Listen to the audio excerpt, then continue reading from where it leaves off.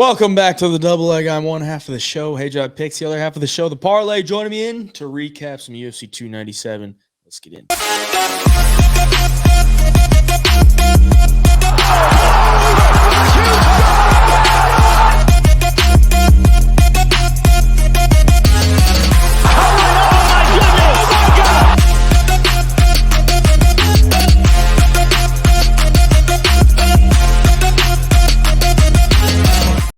The day following the pay-per-view of UFC 297, we got some controversy to end the night. We will give you our take on if it was a robbery and what rounds we scored for which fighter in the main event between Du Plessis and Sean Strickland. Obviously, Du Plessis getting his hand raised, and there's some pissed off people on the Strickland side, which is very fair, and we will talk about that later. But overall, the card was pretty subpar, I would say, as far as the card as a whole. It was a great fight in the main event, but as a whole, I mean, Canadian male fighters went 0-7. The women pulled their weight; they went 2-0. But the Canadian fan base was probably looking for some wins going into the arena that night, and they didn't get many. So a down time for them there in the arena and across Canada. But either way, we had the pay-per-view. And as far as the betting standpoint, it went pretty well for me. I went up plus 7.9 units, which was a good bounce back from last week. Needed that, the biggest play being Du Plessis and cashing in. And then we had a lot of plus money cashes. We got Flick by sub to start the night, plus 400. Jazz Davicius, round 3, plus 1,100. Sam Patterson sub, plus 350. And then you got Du Plessis, you got Woodson. Money line plus 170. You got Woodson by decision plus 325. Raquel Pennington plus money on the underdog. There's a lot of plus money going around on my card, and we got some cashes, and that's why we profited. So good night for me. How'd it go for you? Yeah, I was down just over 6 units, and I was on the wrong side of every single close fight decision that you could possibly be on last night.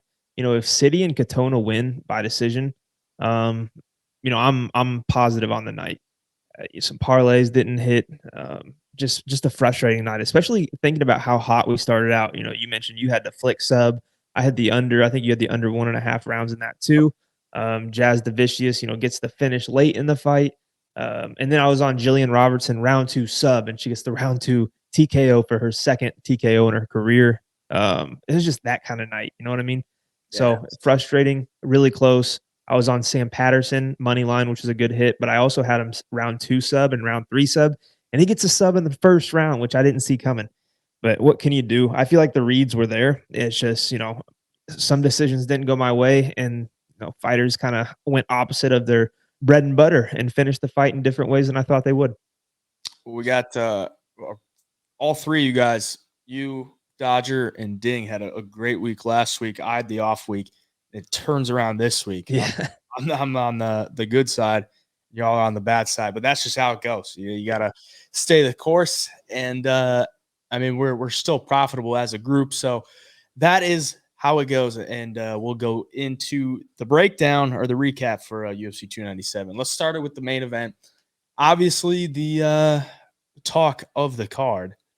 Du Plessis getting the split decision. 2 of the judges had a 48-47. They gave Du Plessis rounds 2, 3, and 4. The one judge, being Sal D'Amato, gave Sean Strickland 1, 3, and 5, which I thought was pretty fair. We could go into round by round who you think won each round, or just overall, what do you think of the decision? Yeah, I think I knew it was going to be a split decision, but I honestly leaned Sean getting his name called just for the reason that he's the champion. Even Dana, like he said in the post-fight interview, he thinks that to beat the champion in a close decision like that, you got to, make it definitive.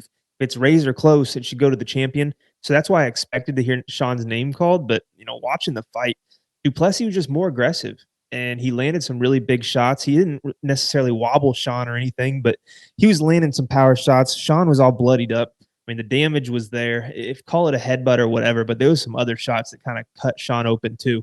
And other than that, I think people are forgetting that Du Plessis had 6 takedowns. Didn't really do much with him, but you can't just wipe those away because he didn't, land ground and pound after, control him for 5 minutes or whatever. I mean, he still had 6 of them.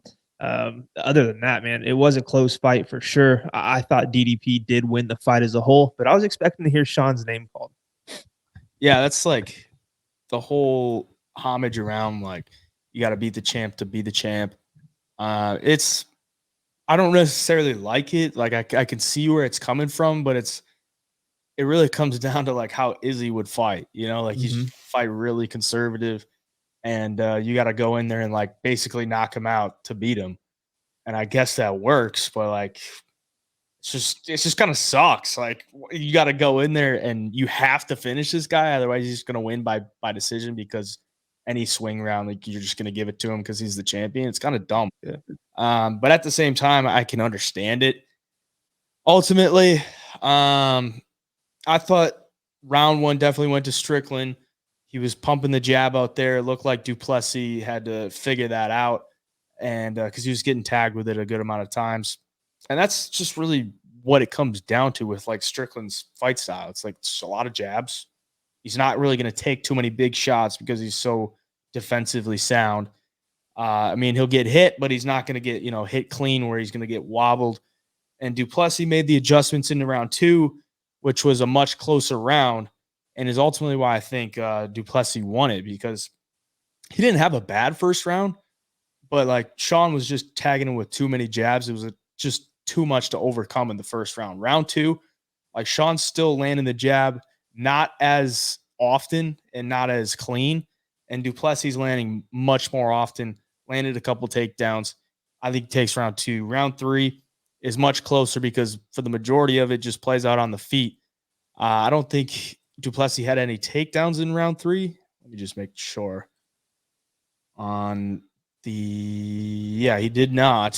So I mean, it was just a round that played out on the feet.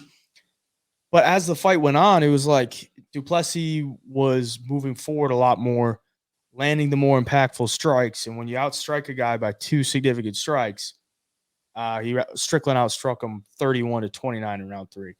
It's like, are 2 jabs more impactful than the bombs that Duplessis throwing? Like it just makes sense as far as like the guy that's moving forward, the guy that's landing more impactful shots is Duplessis.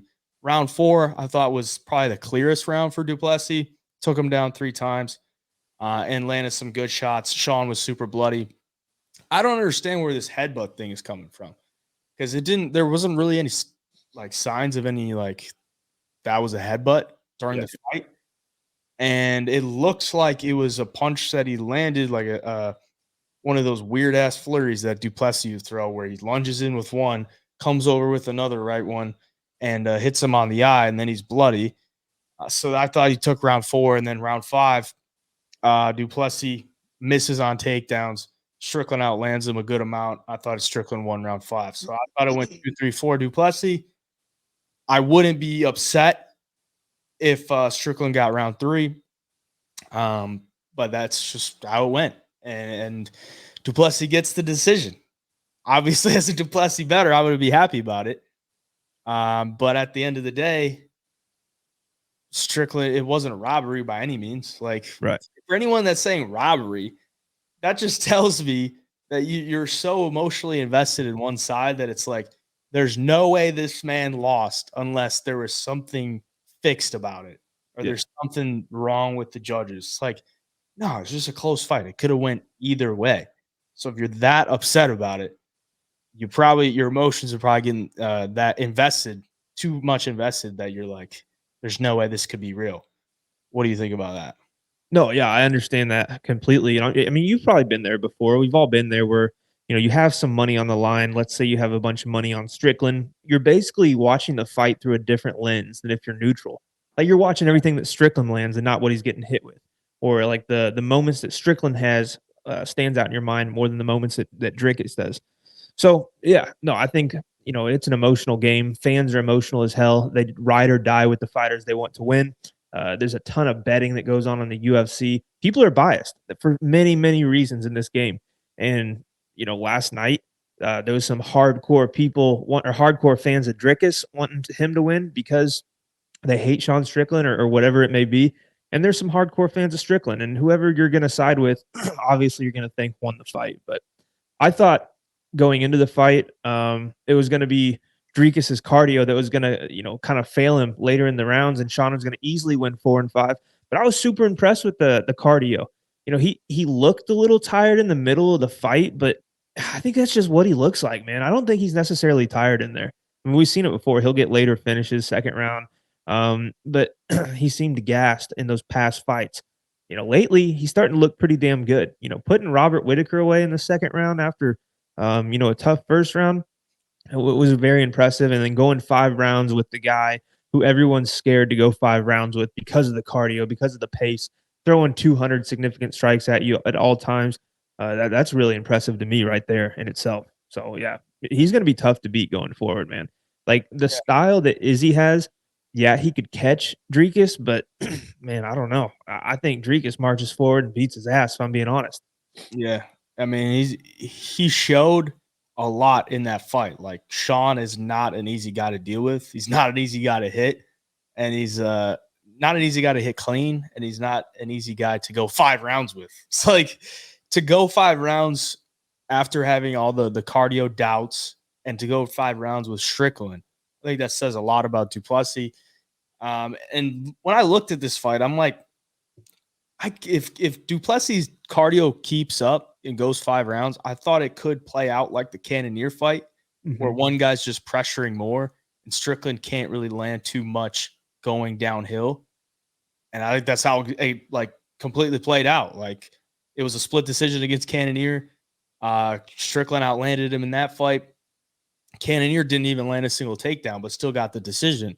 So it's just makes sense. Like, Duplessis had a good game plan as far as, I may not be able to get this guy out of there, but I know if I keep the pedal to the metal, like, he's not going to be able to clip me or drown me with his downhill pressure. And ultimately, it worked out for him. Whether it was the right call or not, he got the nod. And moving forward, he probably fights Adesanya next. But I almost wonder, it's like, is a Duplessis Strickland rematch better for views than a Duplessis versus Izzy? Because Strickland might be one of the biggest stars in the UFC right now. Like, it might actually be better to have Strickland rematch Duplessis, considering the controversy over the decision, and considering how big of a star Strickland is, and considering that Duplessis is the champion now. It might be a better fight as far as, pay-per-view buys goes than an Izzy versus Duplessis. I don't know. I might be crazy, or it might be a little, recency bias towards Strickland, but what do you think? Yeah, dude, he's a massive star. And I think everyone knew he was a star, but coming into this week, I thought going into Canada, he would get booed and hated on, by the fans, but they seemed to have his back in this one. Oh, yeah. I think everybody was rooting for Strickland hard. And that kind of surprised me a little bit. And everything you heard in MMA this week was about Strickland, whether it was good or bad. He just has that factor of you either love him or you hate him, and you're going to tune in to see if he can get knocked out like Alex knocked him out. If you hate him, and if you love him, you want to see him, hold the belt, because he's just an inspiring story, regardless of his personality or whatever. He's an inspiring story coming from that background, making it to the UFC. He's not a guy that has gone out there and just steamrolled, finished every fighter he's been in there against, but he made it to the title fight against Izzy and won as a massive underdog, and people love that kind of shit. So yeah, he's a massive star. I think if you do the rematch, people are going to tune in because it was a war. I mean, it wasn't really. That was a good fight. It was a great fight, but it wasn't like guys getting knocked down and surviving, making it to the next, and then back in there. It was just a very high pace, a lot of action, back and forth. Both guys' face were puffy and beat to shreds. So yeah, it was a great fight. I'd love to watch it again. Those are two fun guys. But yeah, for Izzy, I think Izzy wants more time off too. I don't think he wants to jump in there next by any means. I think, he'll probably fight next fall or winter. So I don't see why not. In the meantime, you do the rematch. I think the UFC benefits from having Sean as a champion or DDP as a champion. So it's a win-win situation, excuse me. If they fight again, you're going to get one of those guys holding the belt still at the end of the day. And I will say, I don't know if Dana White's going to be itching to get back to Canada anytime soon, dude. Man, I was it just I don't know. He comes in there, he used to love coming to Canada, everybody did. And those reporters, dude, they're gonna be my donkey of the week. I mean, how can you come in there and put politics aside, put all the bullshit aside and start asking Sean shit like that? Like, you know what you're doing, bro. Like, you know how he was gonna respond. Sean's not gonna sugarcoat anything. He's gonna give you his honest opinion. And they just kept poking the bear and poking the bear. And then the dude had the audacity last night to ask Dana, like, I know you don't keep your fighters on a short leash or anything. Basically, saying that he thinks Dana should censor these guys, or that if he's worried about some of the stuff these guys are going to say. Like, dude, that's such bullshit and so stupid. I think one reason why people love the UFC is because these guys can be whoever they want to be, good or bad, whatever they say, it doesn't matter. It's free speech, and going to Canada, that was their focal point in all the media. So dumb, dude. Yeah, it's like Such bullshit. what's the point of that? Like, what do you try? Like, what they're trying to get, but Oh yeah. what's the end goal there? Like, to get Strickland to like stop saying stuff? It's like, who cares, dude? If it really gets at you that much, like, watch something else, or like just don't watch them. Like, that is why I love the UFC too. It's like you get all the bigger sports like NFL, NBA, and they say one bad thing, then they're suspended or they can't talk to the media or whatever. Like, UFC won't put up with that. Like, they're just gonna do what they do. And I think that's the great part. And that's the great part about Dana White. That's what like, when he's gone, I hope nothing changes. But obviously it's gonna be a different, person at the helm. And they don't make them like Dana White anymore. So No, man. that's I really can't see the UFC in like anyone else's hands. Like, I wonder what it'll be like. So Maybe his son or something. yeah, maybe. But yeah, I don't know. Like, the fact that they also put Strickland in Canada is like, Yeah, bro. I honestly didn't understand how, like, woke the Canadian, especially Oh, Toronto bro. area was until this weekend. It's like, I didn't know that Strickland going there was going to be that big of a deal. But after everything that happened, I'm like, damn, they really put Strickland there. Like, knowing all this shit, like, out of all the champions, they put Strickland in Toronto. That's like, it was almost like it was set up to be like, this is gonna be, give a little more pop to the UFC 297 card. Yeah. Wow. But you got anything else on the main event? We could jump into the co-main. No, just a great fight. Good way to end that kind of boring main card. And yeah, let's get into the co-main. Well, it wasn't very If you want to skip over it too. I was on Raquel Pennington based on the fact that I thought if she could survive, Bueno Silva would probably gas. That's kind of what happened. And I mean, the fact that she didn't get out of there in rounds 4 or 5 or even 3, it's like, Jesus Christ, like, this is what we're watching. But yeah, I mean, Raquel Pennington been around for a while. Now she's a champ. I mean, the women's bantamweight division needs Nunes to come back, and it might sound like she is. I don't know if you saw that, but like, she did, like, sitting there like, why the hell would she be there? Yeah, and I knew she was traveling there, and I mean, it makes sense, like, just retired. It's the women's bantamweight title is up, but it sounds like she might actually make somewhat of a comeback. But I mean, the UFC needs it because it looks like they're probably getting Raquel Pennington, Juliana Pena. So does that sell out? I mean, Juliana Pena is doing her best to like sell a fight, but she's getting the opposite response. Yeah, I mean, she's getting hate, which is, it's not the worst thing if you want to sell a fight, but Raquel Pennington's not going to do anything to sell a fight. So I mean, she's a dog when she gets in there, but it's not always the most exciting fight style. Man, dude, my only thing on this fight is that, I mean, yeah, she won the belt and stuff, but I know you had the late round finish. I slapped it on there late, right before the fight started for 4 and 5, and she had every opportunity to unload and finish the fight and just didn't. Like, that's why it's frustrating. Like, that's why people don't like that fight. That's why people were talking shit about that fight. And, they lived up to that hype. That fight could have been finished in the 3rd, 4th, or 5th, and she just did not go for it. She didn't try to, get on the outside when she had that head and arm choke. She stayed in mount, and it, didn't really sink it in. And that's just, man, that's not what you want to see. I didn't understand why she held on to that head and arm choke in mount. It's like just let go of it and like start throwing punches. Yeah. Bueno Silva's not going anywhere. She Like was going to be Mike Malott 2.0, yeah, bro. exactly. I was like, you could have had a round 5 finish, probably get a performance bonus, type of thing, and whatever. So annoying. Whatever. Could have had 50K more in your pocket. But either way, you're a champion now. That brings us to Mike Malott, Neil Magny. Just the cherry on top for the male Canadian fighters of the night. I feel terrible for Mike Malott, but damn did he fold, dude. Like Bro. he just had nothing left. I mean, to be honest, the first 2 rounds weren't really that impressive. Like he didn't do anything crazy. Like round 1 was all leg kicks. Round 2, I mean, he got some takedowns, landed some shots on the ground and on the feet, and then he gets to round 3 and you can see him start to fade. Goes for some takedowns. He gets thrown by Neil Magny. He's on the ground, and that was the beginning of the end. Dude, he had nothing. And I was like, damn, you just got to survive for 15 seconds. And if he does survive for 15 seconds, it's probably a draw. I think it's probably Magny 10-8 in round 3, especially if he finishes, those 15 seconds raining bombs. And it's probably a draw, but didn't make it. Round 3, TKO, Neil Magny strikes again. I saw it right before the fight starts. They throw up the record as like an underdog. I think he was either 8-7 or 7-8. Yeah.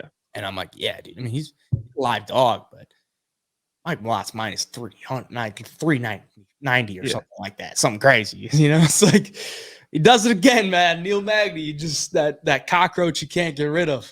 He's gonna, take out the guys that aren't meant to be there, and didn't look like Mike Malott was meant to be there that night. What'd you think?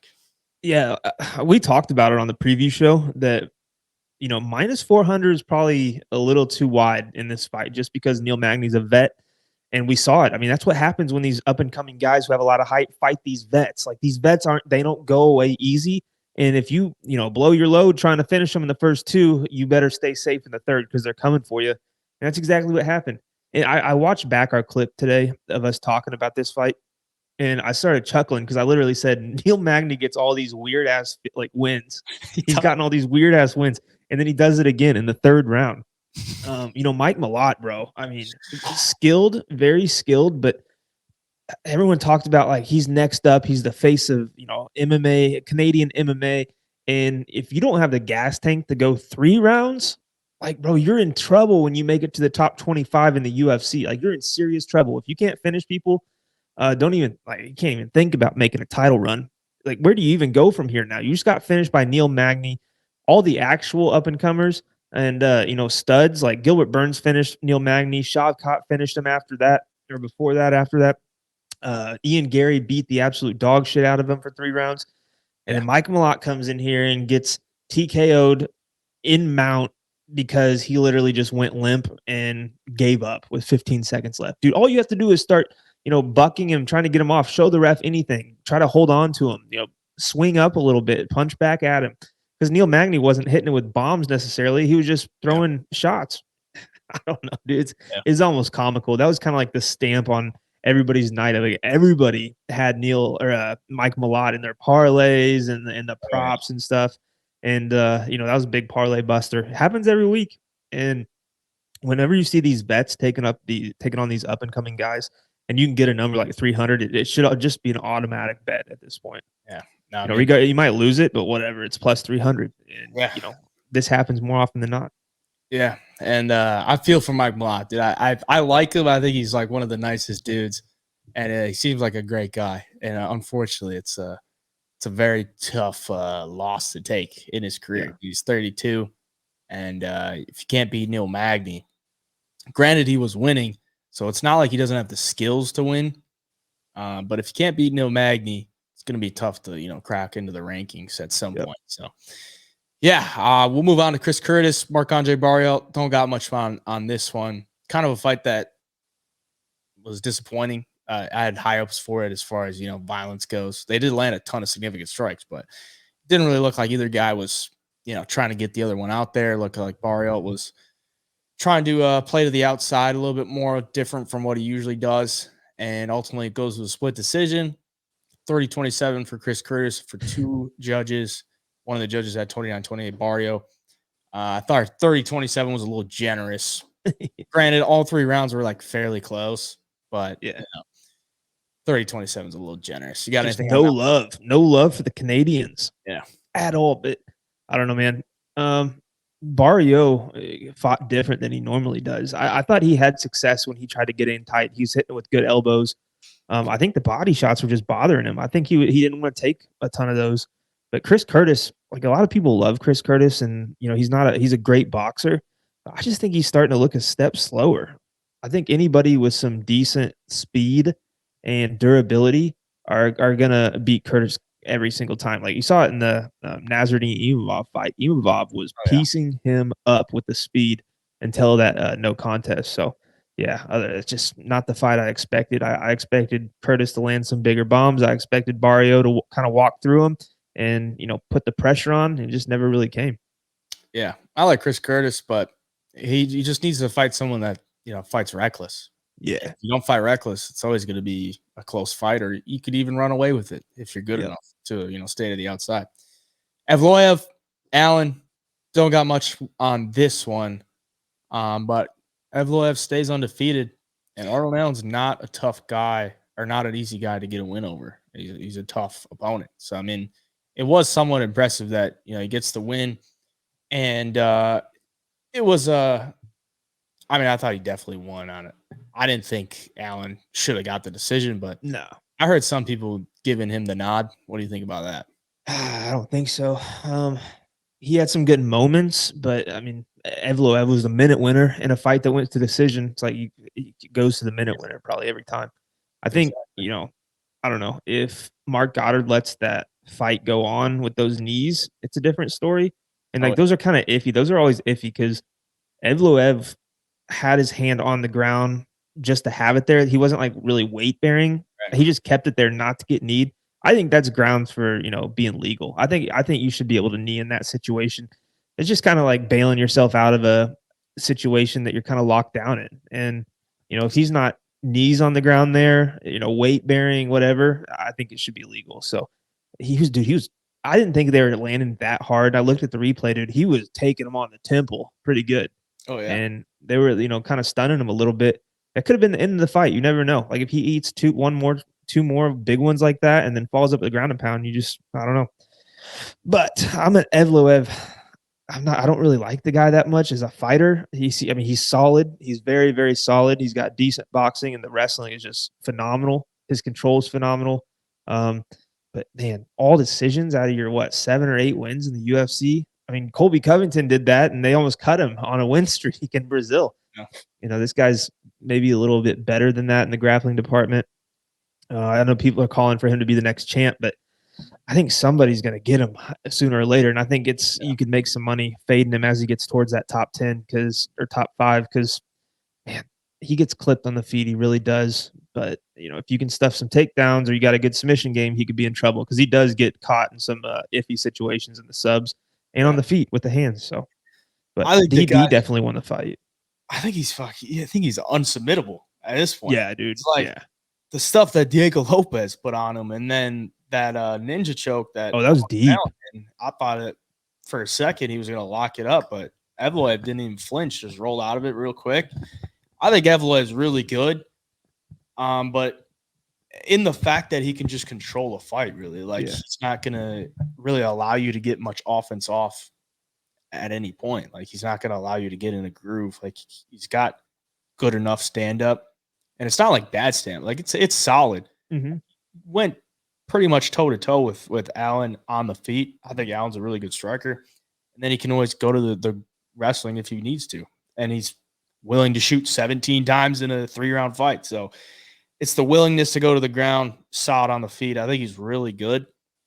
And going back to the knee to a grounded opponent, I think the whole thing with like the hand weight bearing thing, I think it should just be wiped. Like, if you don't have a knee on the ground, you should be able to get hit in the head with anything. Yep. Like, it's just so dumb because it's a subjective call to the ref. It's such a split second thing that it's like, if they see any type of hand to the ground and you're kneeing them, they're just going to stop it. Like, they're just going to stop it. Doesn't matter if it's weight bearing or not. They're just going to stop it, because if they don't, then, the crowd's going to go crazy. They're going to call for a legal strike. It should just be, if you don't have a knee on the ground, you can get hit in the head with a knee, a kick, doesn't matter. Like, this is MMA fighting, bro. Like, Yeah. just because you have a hand on the ground, the guy can't hurt you. Like, this is just dumb. It just makes no sense to me. Yep. And we've seen it so many times where it's like, it's such a big change in things. Like, a guy lands a knee to a guy with a hand down, and then they stop it, and then what? Like, they just go back to fighting, and the guy's momentum is just completely changed. So it's just dumb, and they should just wipe it. But yeah, that's all I got on that one. One that I didn't have a single bet on, so I was just watching, and yeah, it was a decent fight. It wasn't anything crazy. We go over some of the prelims. Katona taking a loss. Don't got much on that one. You got anything? Yeah, not really. I thought he was going to be the much better fighter, and I don't know. That's about it. he just doesn't do himself any favors at Yeah. times in fights. Sometimes he does. He got the nod over Timur Valiev and Cody Gibson, and then you lose to Garrett Armfield. It's like, bro, you got to do so. You got to press the pace a little more. Do something. So that just kind of that's a bummer. Yeah, I will give Garrett Armfield a thumbs up. I mean, that was a good performance as far Yeah, as, yeah. got back to his feet after getting taken down, showed good hands on the feet. Good performance by him. Sean Woodson, Charles Jourdain. Woodson getting the decision. Pretty much how I saw that one going. I mean, Jourdain just can't get in close, and Woodson's fucking 8 feet tall at featherweight. It's going to be tough to deal with by anybody. Can't take him down either.